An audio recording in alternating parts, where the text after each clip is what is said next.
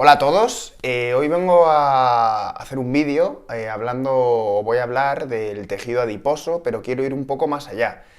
Quiero relacionar la teoría fisiológica y metabólica del tejido adiposo a los problemas de salud que tienen las personas con sobrepeso y obesidad al no poder parar de comer y sobre todo cómo se relaciona esta con la inflamación. Y vais a ver que es un circuito cerrado y que realmente tener problemas de inflamación pueden acarrear problemas relacionados con el síndrome metabólico, problemas cardiovasculares, problemas en la homeostasis de la glucosa.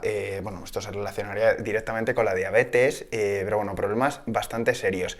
Entonces, lo primero que tenemos que entender es los dos tipos de grasa que existen, ¿de acuerdo? Son la grasa blanca y la grasa marrón o grasa parda. Vamos a hablar de la primera, de la grasa blanca.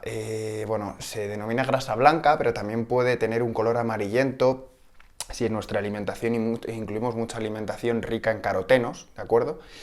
¿Por qué se caracteriza este tipo de grasa? Mirad, este tipo de grasa es la más extendida, se ubica sobre todo a nivel subcutáneo y a nivel visceral. La subcutánea es la capa que tenemos debajo de la piel, la hipodermis. Digamos que la piel tiene tres capas, que sería la epidermis, luego estaría la dermis y luego por debajo de la dermis la hipodermis, y debajo de la hipodermis podemos encontrar todo este tejido adiposo blanco que estaría a nivel subcutáneo.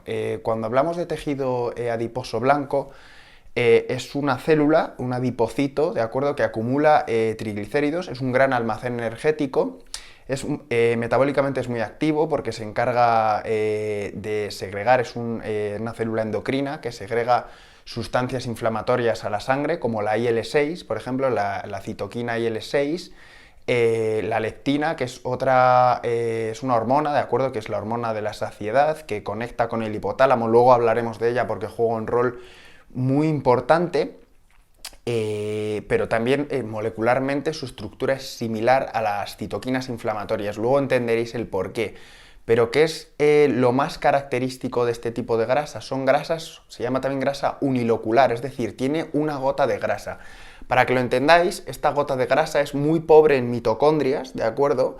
Tiene un solo núcleo y luego tiene una gota de grasa. Literalmente es una gota, como si cae una gota de agua y se diluye en el suelo, pues esta estructura sería igual, tiene una gota de grasa diluida.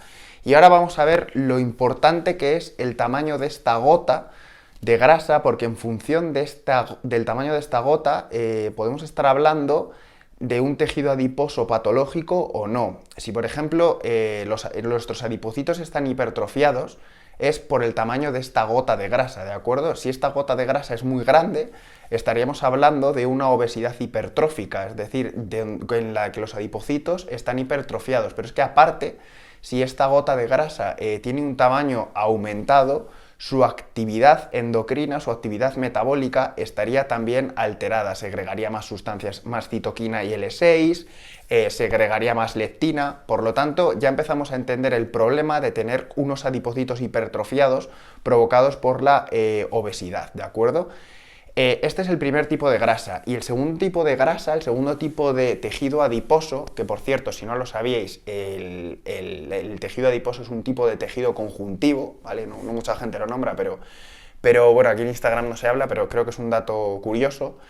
El segundo tipo de tejido graso, de tejido adiposo, es el tejido pardo o marrón. Es muy diferente, no me voy a detener mucho en ¿de acuerdo? Pero básicamente tenemos que entender que la estructura es multilocular, ¿de acuerdo? Este tejido tiene muchas gotas de grasa muy dispersas en su citoplasma, ¿de acuerdo? Tiene varios núcleos y luego también la principal característica que lo diferencia del tejido blanco, del tejido adiposo blanco, es que tiene muchísimas más mitocondrias, ¿de acuerdo? Este tipo de tejido adiposo está muchísimo menos extendido en nuestro cuerpo, ¿sí? Y el único detalle importante es que a más tejido adiposo pardo disperso en nuestro cuerpo, evidentemente vamos a tener un mayor metabolismo basal porque tenemos más mitocondrias y por lo tanto más gasto energético, ¿de acuerdo? Es un dato interesante. Pero ahora vamos a lo realmente interesante. ¿Cómo afecta metabólicamente una mala función del tejido adiposo blanco, recordad, el unilocular, el de la gota grande, a la salud de las personas obesas o con sobrepeso. Bien, mirad, es muy interesante, ¿de acuerdo? Como sabéis, ya hemos hablado de que este tipo de tejido adiposo segrega leptina, ¿vale? La leptina es la hormona que le dice a nuestro hipotálamo, a nuestro sistema nervioso central, que nosotros ya estamos llenos, ¿de acuerdo? Que estamos saciados. Si este dato, esta información nunca llegara a nuestro hipotálamo o llegara sesgada o tergiversada, nosotros no podemos parar de comer, con las consecuencias ya no estéticas, sino metabólicas que eso tiene, que es conducir a una obesidad hipertrófica, ¿de acuerdo? O a una obesidad, un sobrepeso, a tener un porcentaje de grasa elevado. ¿Cómo funciona esto? Mirad, es muy interesante, ¿verdad? Quiero que prestéis atención porque probablemente si os interesa vuestra salud y os interesan vuestros hábitos, os influya positivamente y espero que os ayude a entenderlo. Cuando nuestro tejido adiposo está hipertrofiado, nuestro tejido blanco segrega leptina, vamos a tener unos niveles circulantes de leptina altos y unos niveles de IL-6, de la citoquina IL-6 elevados. Vamos a tener una inflamación. Pero ¿qué pasa esto? Se produce a partir de aquí el fenómeno de resistencia a la leptina. Nuestro hipotálamo, nuestro sistema nervioso, tiene una serie de receptores, ¿vale? De sensores a la actividad de la leptina que se llaman LRB, ¿de acuerdo? LRB, el nombre no es importante, pero que sepáis que se llama así, LRB, el receptor de la leptina que está en nuestro sistema nervioso.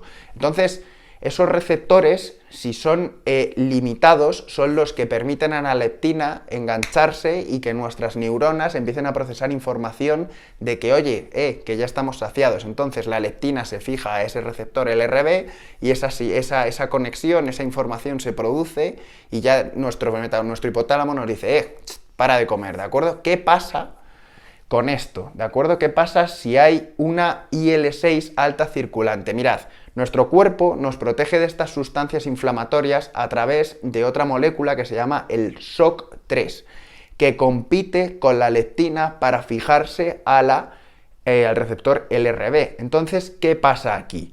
Si nosotros tenemos un tejido adiposo blanco hipertrofiado, segregamos mucha IL-6.